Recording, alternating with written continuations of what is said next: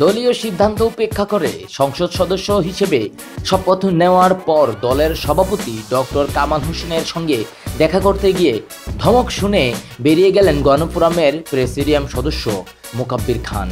একাদশ জাতীয় সংসদের সদস্য হিসেবে শপথ নেওয়ার 2 দিন পর গতকাল বিকাল 3:40 রাজধানীর মতিঝিলে ডক্টর কামালের চেম্বারে গিয়েছিলেন মোকাব্বির। কি চান?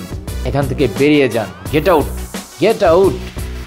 আমার অফিস ও চেম্বার আপনার জন্য চিরতরে বন্ধ।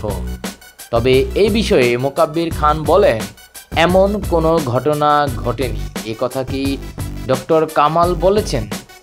যারা ডক্টর কামালের সঙ্গে আমার সম্পর্কের চির ধরাতে চান তারাই এই অপপ্রচার করে বেড়াচ্ছেন।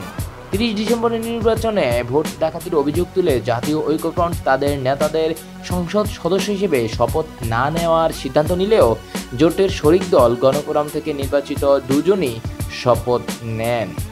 মোকাব্বির শপথ নেওয়ার আগে সাংবাদিকদের বলেছিলেন দলের সিদ্ধান্তেই তিনি এই পদক্ষেপ নিচ্ছেন, তবে গণফোরাম থেকে তা অস্বীকার করা হয়েছে। প্রিয় দর্শক, মোকাব্বিরকে গেট আউট বলে বের করে দিলেন ডক্টর কামাল। আপনাদের কাছে কি মনে হয়? আপনাদের মূল্যবান মতামত আমাদের কমেন্টে জানাবেন।